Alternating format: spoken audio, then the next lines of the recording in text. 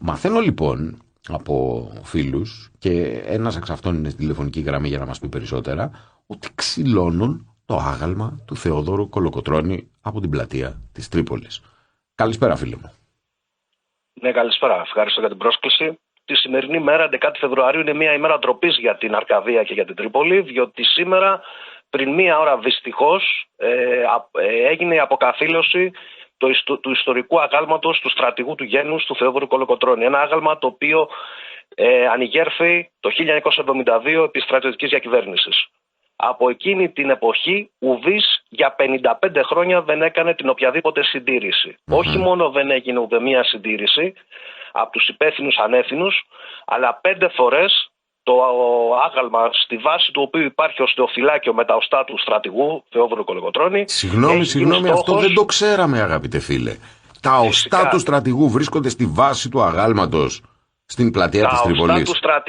Τα οστά του στρατηγού έχουν μεταφερθεί με κυλίβαντα πυροβόλου το 1930 από την Αθήνα με τιμές αρχηγού κράτους. Μάλιστα. Με τους εύζωνες να είναι τιμητική φρουρά.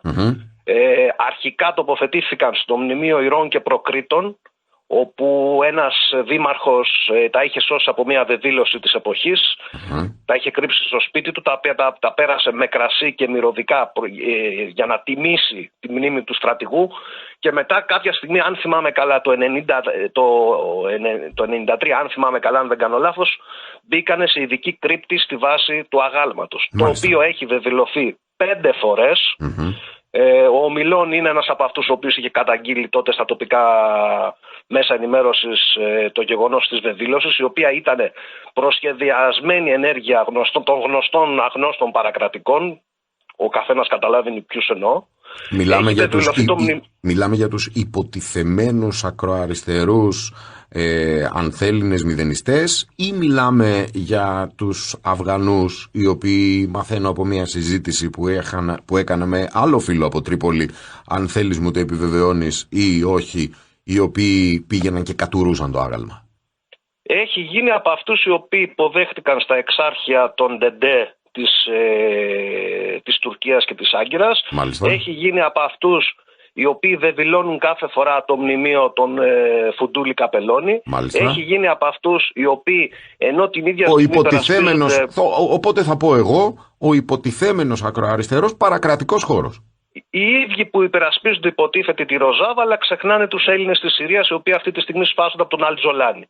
Για να συνεχίσω, σήμερα λοιπόν 11η Φεβρουαρίου, ημέρα ντροπής, μετά από παράνομες εργασίες, αποκαθιλώθηκε το άγαλμα και μεταφέρθηκε σε σημείο κοντά στην πόλη για εργασίες και με γνωμοδότηση να επιστραφεί στη θέση σε 3 μήνες. Δεν θα επιστραφεί σε 3 μήνες, διότι δεν έχει επιστραφεί παλαιότερα ούτε η προτομή του Καριωτάκη, του ρομαντικού μελαγχολικού εθνικιστή Καριωτάκη, ούτε του Μητρόπουλου που ήταν μαέστρος θυμισμένος στο εξωτερικό. Μιλάμε για τον Δημήτρη Μητρόπουλο, αρχιμουσικό της Φιλαρμονικής Ορχήστρας της Νέας Υόρκης, ο οποίος έπαθε καρδιακή προσβολή λόγω επίθεσης, δημόσιας επίθεσης και προσβολής από άτομο της γνωστής καταγωγής, δεν θέλω τώρα να πω λεπτομέρειες. Και να πούμε ότι οι ηχογραφήσεις του Δημήτρη Μητρόπουλου, ειδικά σε ό,τι αφορά Έλληνες συνθέτες όπως ο Νίκος Σκαλκώτας,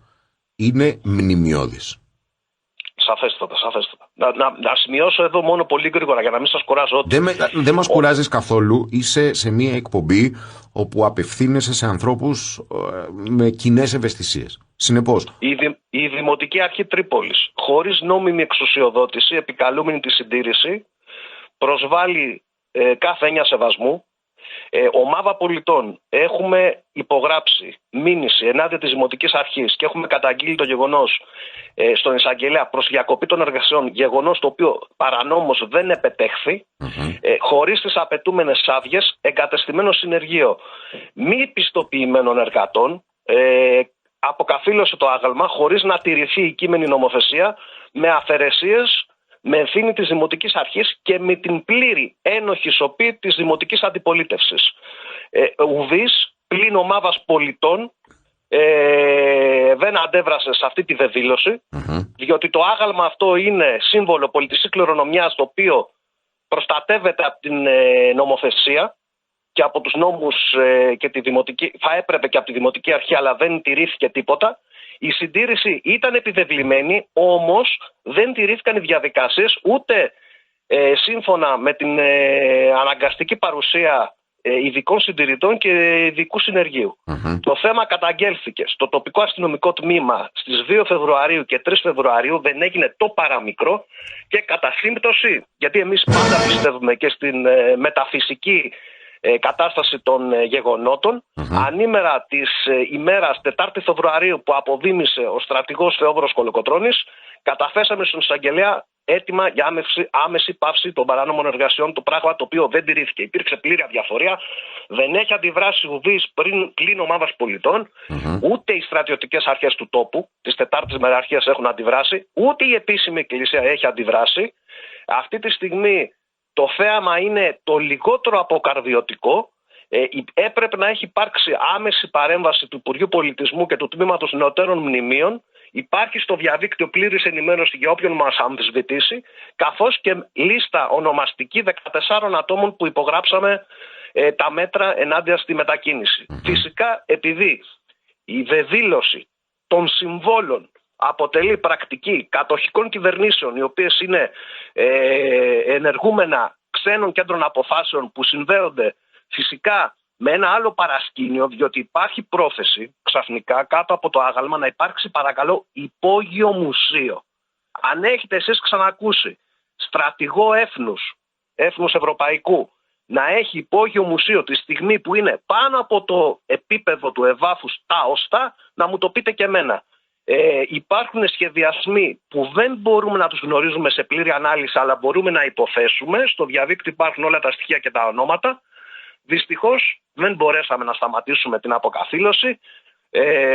Οι αρμόδιες αρχές κοφεύουν, η αντιπολίτευση το ίδιο, οι στρατιωτικές αρχές το ίδιο, οι αρχές της Εκκλησίας το ίδιο, οι σύλλογοι αρκάδων και οι πολιτιστικοί σύλλογοι τηρούν πλήρη ένοχη σωπή, και έχουμε φτάσει στο σημείο να αποκαθηλώνουν το άγαλμα ενός ανθρώπου ο οποίος τιμώρησε όπως έπρεπε και καλώς έκανε τις τότε κατοχικές αρχές, και αυτό κάποιοι δεν το ξεχνούν και προσπαθούν να σπηλώσουν τη μνήμη και τα σύμβολα της χώρας.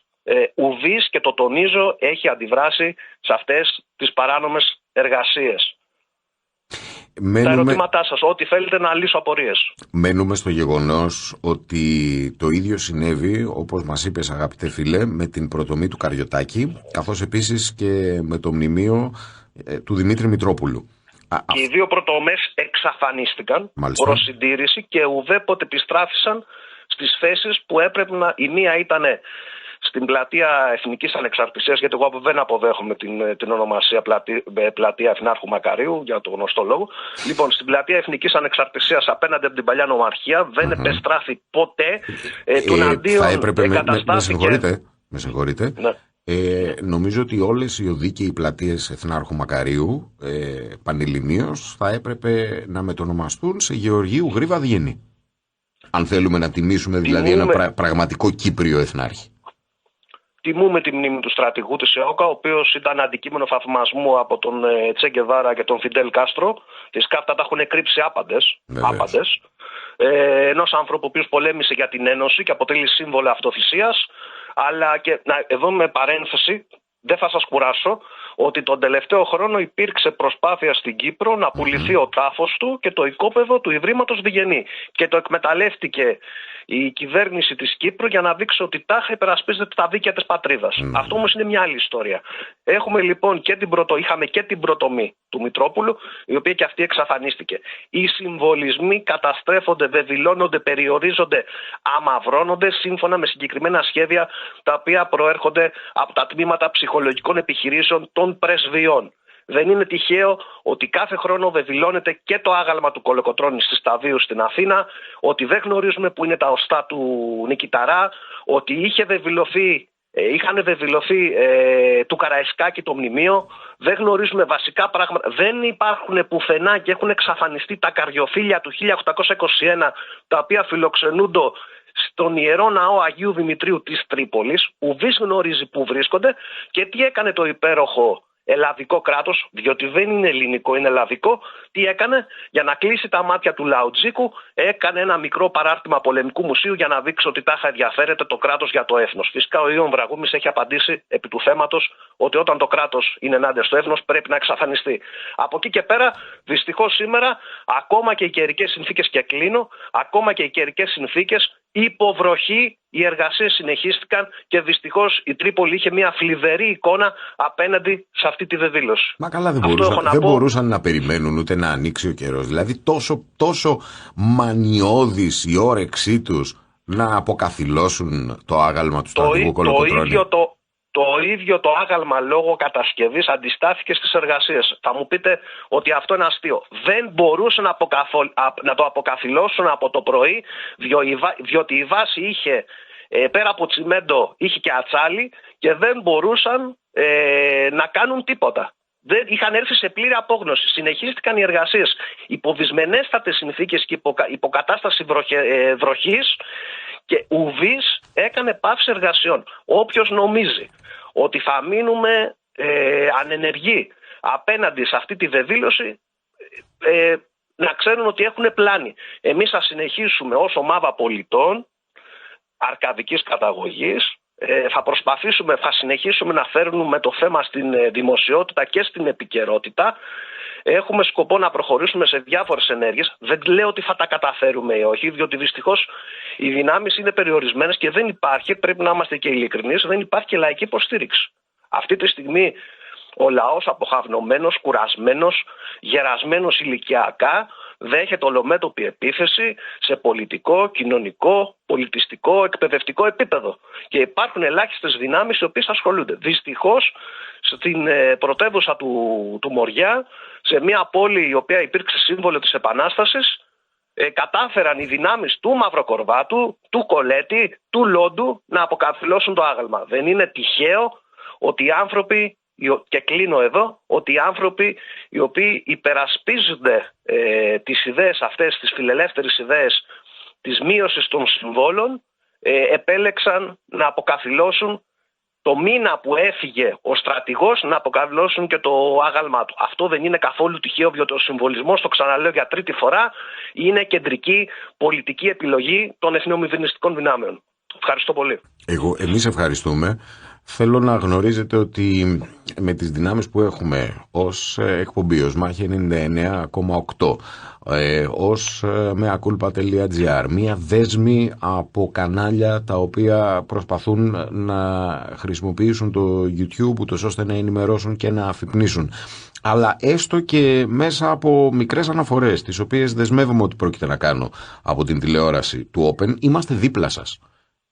Σε σχέση με αυτό το οποίο προσπαθείτε να ματαιώσετε, ίσως θα έλεγε κανείς κόντρα στον καιρό, κόντρα στην εποχή, κόντρα στον ρουν των ιστορικών γεγονότων, όμως πάντοτε οι αντιστάσεις αξίζουν τον κόπο, διότι έχουν να κάνουν με ηθικά και πνευματικά κίνητρα και ορισμένες φορές αντιστάσεις οι οποίες φαίνονται καταδικασμένες αρχικώς, τελικώς αποδεικνύονται άξιες και επιτυχείς. Εύχομαι να είναι σε αυτή την κατηγορία η αντίστασή σας απέναντι στην αποκαθήλωση του μνημείου του μόνου Έλληνα εθνάρχου, ίσως μαζί με τον Μεταξά, και επαναλαμβάνω ότι σε αυτόν σας τον αγώνα ταπεινή αρρωγή θα είμαστε. Το μόνο λάθος του Κολοκοτρώνη ήταν που δεν άκουσε τον Νικηταρά στο χωριό Μέναλο και στα Βέρβαινα να πλήξει τους συνταγματικούς. Διότι αν το είχε κάνει δεν θα υπήρχε ο Μαυροκορβάτος και δεν θα είχε δολοφονηθεί και ο Καποδίστριας. Όμως πρέπει να δούμε τις δικές μας ευθύνες και καλούμε όλους όσους ασχολούνται με τα ιστορικά ζητήματα και την υπεράσπιση εθνικής μνήμης να έρθουν σε επαφή με τους καταγγέλλοντες που μπορούν να βρουν τα ονόματα στο διαδίκτυο και αν μπορούν να βοηθήσουν στην κατάσταση όχι μόνο νομικά αλλά και ουσιαστικά και ακτιβιστικά. Ευχαριστώ πολύ. Εμείς ευχαριστούμε. Καλό σας βράδυ. Στην αρχή της εκπομπής δεν έδωσα το τηλέφωνο για να έχουμε συνομιλίες με ακροατές στον αέρα, ζωντανές. Κι όμως, φίλοι του σταθμού, φίλοι της εκπομπής, έχετε ήδη πάρει και ας πω μια καλησπέρα σε μια πρώτη τηλεφωνική γραμμή, να δούμε πόσες θα προλάβουμε. Χαίρετε. Παρακαλώ. Μ' ακούς? Σ' ακούω. Λοιπόν, ενδιαφέροντα αυτά που είπε ο προλαλής σας, αλλά είπες κάτι βασικό προς το τέλος, ότι εθνάρχης είναι μόνο αυτός που άρχει του έθνους και είναι ευτυχώς για μας που είμαστε ακόμα Έλληνες, γιατί οι άλλοι είναι μισέλληνες, είναι ο Θεόδωρος Κολοκοτρώνης. Αλλά το ζήτημα είναι άλλο, το οποίο το είχα πει κάποια στιγμή και στο Σερέτη το είχα πει. Αν δεν αποκηρύξουμε τους πραγματικούς μη εθνάρχες, δηλαδή τους πραγματικούς προδότες με το όνομά τους, θα σου πω κάτι, μην το πάρεις προσωπικά. Παρακαλώ. Γιατί και εσύ έτυχε να ήσουν στη Νέα Δημοκρατία. Δηλαδή δεν μπορώ να ακούω συνέχεια κάποιους να λένε «Μα εγώ δεν είμαι με τη γραμμή Μητσοτάκη, εγώ είμαι εθνικιστής, αλλά δεν μπορώ να το πω». Δεν μπορούμε από τα δοκιμασμένα πράγματα, τα οποία εστερνίζονται και είναι ιδρυτές τους άνθρωποι που προδώσαν την Ελλάδα, καταφανέστατα με τα αρχεία που έχουν ανοίξει, τα έχουν πει Χατζηδάκης, ένα κάρο ιστορική τα έχουν πει, δεν τα έχω πει εγώ. Λοιπόν, δεν μπορείς να πας με παλιά υλικά να κάνεις καινούργια πράγματα. Και δυστυχώς, επειδή ξέρεις και τον Τάσο, και ο Τάσος μπορεί να του πει για μένα, τον Τάσο το Συνειδαλά, να καταλάβει εκείνος, και εγώ ασχοληθεί πολλά χρόνια με τον πατριωτικό και εθνικιστικό χώρο, θα σου πω το εξής. Είναι απλά τα πράγματα. Επειδή ξέρω πράγματα που δεν μπορώ να τα πω τώρα ανοιχτά, θα το περάσουν κάτω από το τραπέζι, γιατί σου λέει ο κόσμος δεν το δέχεται, αλλά έχουν ένα όπλο. Θα σου πω ποιο είναι το όπλο και γενικά γίνεται. Θυμάσαι το άγαλμα του Κατσαντώνη που πήγαινε και το βεβήλωνε άλλος που βγάζει φωτογραφίες. Λοιπόν, γίνεται καθημερινά και παντού και μπορώ να σου παριθμίσω πάρα πολλά μνημεία που εγώ, επειδή έχω έναν πατριωτικό σύνδεσμο, ένα σύλλογο που πάμε και τιμούμε, ξέρουμε και το έχουμε αναδείξει. Εδώ στην Πάρο το καλοκαίρι κάψανε τη σημαία κοντά στο λιμάνι της Παρκιάς, την ελληνική σημαία σε ταβέρνα. Το κάνανε συγκεκριμένα άτομα, αλλά τι γίνεται. Τα συγκεκριμένα αριστερόφορα στροφά άτομα δίνουν το δικαίωμα στους λαθρομετανάστες και με τη σειρά τους οι λαθρομετανάστες, ειδικά οι Πακιστανοί, είναι τόσο οργανωμένοι που απευθύνονται στους λιμπεραλιστές, θυμίσου το τηλέφωνο που έπαιρνε ο Πακιστανός στη βούλτεψη και λύνονται τα πράγματα αμέσως. Πού ήταν όλοι αυτοί στην Τρίπολη όταν 3 φορές κάνανε ραμαζάνια και αυτά και μαζεύονταν με δημόσιους χώρους? Δεν είχε αναδειχθεί το θέμα. Άρα λοιπόν τώρα μ' ακούς? Βεβαίως. Τώρα λοιπόν ό,τι σπέρνεις θερίζεις. Όχι μόνο θα βγάλουν το Κολοκοτρώνη, γιατί ενοχλεί ο Κολοκοτρώνης και τον Ερντογάν. Εδώ το είπες στην αρχή. Ο άνθρωπος δήλωνε εγώ είμαι γυμναστής, πτυχιούχος και κάνω και powerlifting. Έχω πολλούς γνωστούς που είναι όντως από την τραπεζούτα και είναι και κρυπτοχριστιανοί. Ξέρουν ποντιακά και μένουν εκεί στην Τουρκία. Δεν τολμούν να πούν ότι είναι Έλληνες. Διαδικτυακά όποιος τους βρει τους καταγγέλνει. Μου τα έχουν πει εμένα από Telegram και τέτοια πράγματα. Το ίδιο έπαθε και ο άνθρωπος αυτός. Πίστεψε θα έρθει εδώ στην Ελλάδα, θα μπορέσει να εγκολποθεί και τελικά εμείς οι ίδιοι τον δώσαμε. Και σε ρωτάω εγώ τώρα, εσύ πώς το βλέπεις αυτό? Δεν πρόκειται να αλλάξει κάτι. Είναι πάρα πολύ δύσκολο. Είναι πολύ δύσκολο γιατί ανακυκλώνεται όλο το ίδιο σάπιο σύστημα μέσα από αυτό το πολιτικό σύστημα. Κοίτα. Δηλαδή δυστυχώς αυτό το πράγμα γίνεται. Κατά πρώτον... Κομματίδια, είχες κάνει και μια προσπάθεια με τον πατριωτικό συνασπισμό. Απέτυχα. Και το θυμάμαι. Απέτυχα, παταγωδός, αλλά τουλάχιστον δεν ξεπουλήθηκα. Έκανες την προσπάθειά σου. Βέβαια, εγώ δεν μπορώ να εστερνιστώ γιατί στον πρώτερο που είχες πάει με τη Νέα Δημοκρατία. Τι περίμενες να γίνει με τη Νέα Δημοκρατία? Θέλω να μου πεις το μικρό σου όνομα για να σου απευθύνομαι κάπως. Λοιπόν, Γιάννη. Αγαπητέ μου φίλε Γιάννη, που έχεις και ένα από τα αγαπημένα μου ονόματα. Θα σου πω ότι εγώ είμαι ένας άνθρωπος ο οποίος μεγάλωσε με την μορφή του Κωνσταντίνου Καραμανλή, του πρεσβυτέρου, ως κάτι το πολύ σημαντικό και το πολύ υψηλό. Τουλάχιστον από τη μισή μου οικογένεια.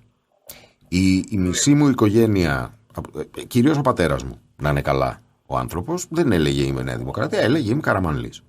Η μητέρα μου, από την άλλη πλευρά, κόρη του στρατηγού Αγιοπετρίτη, σχολείο Ευελπίδων 1940, οπότε καταλαβαίνεις ότι το 67 ήταν συνταγματάρχης, είχε διαφορετικές προσεγγίσεις. Μεγάλωσα λοιπόν με το αφήγημα ότι ο Καραμανλής είναι σπουδαίος, είναι ό,τι καλύτερο για το έθνος. Και άρχισα να καταλαβαίνω στην πορεία ότι τα πράγματα με τα οποία μεγάλωσα δεν ισχύουν ακριβώς ή μπορεί και να μην ισχύουν καθόλου. Σοκαρίστηκα, θυμάμαι, πρώτη φορά όταν άρχισα να συνειδητοποιώ την διαχείριση που έκανε ο Καραμανλής στο ζήτημα της Κύπρου. Συνεπώς, στην πορεία έφτασα στο να αντιλαμβάνομαι κάποια πράγματα με μια μεγαλύτερη καθαρότητα. Όσον αφορά αυτό είναι καλό που έχεις κάνει λοιπόν την αυτοκριτική. Έχω περάσει, θέλω όμως να με ακούσει για 30 δευτερόλεπτα ακόμα, μόνο. Ναι. Έχω περάσει λοιπόν από την αποκαθήλωση της μορφής του Καραμανλή στην αναγωγή στο επίπεδο του Εθνάρχη του Ιωάννου Μεταξά. Τώρα, όσον αφορά στη Νέα Δημοκρατία. Η Νέα Δημοκρατία, στην οποία εγώ αποφάσισα να ενταχθώ, να ασχοληθώ και να είμαι υποψήφιος, ήταν η Νέα Δημοκρατία η οποία διαδέχθηκε την εθνοπροδοτική διακυβέρνηση του ΣΥΡΙΖΑ, την οποία δυστυχώς κατέστησαν δυνατοί και πολύ καλοπροαίρετοι πατριώτες και εθνικιστές που κάνανε τον Τσίπρα παντοδύναμο το 2015. Εκεί επιμένω ότι είχα δίκιο όταν προειδοποιούσα, αλλά ας βγούμε από εκείνες τις αντιπαραθέσεις. Θα πω μόνο ότι η Νέα Δημοκρατία, την οποία εγώ ήλπιζα να δω στο τιμόνι της χώρας, ήταν η Νέα Δημοκρατία του βέτο στο Βουκουρέστι. Ήταν η Νέα Δημοκρατία η οποία είχε εθνικό μέταλλο. Ήταν η Νέα Δημοκρατία της αντίληψης για το μακεδονικό που είχε ο Σαμαράς. Ήταν η Νέα Δημοκρατία, εγκληματίας κατά τα άλλα σε πολλά που έχει κάνει. Ήταν η Νέα Δημοκρατία η οποία έβαλε πλάτη στον τελευταίο μεγάλο Έλληνα ηγέτη, τον πρόεδρο Παπαδόπουλο της Κύπρου.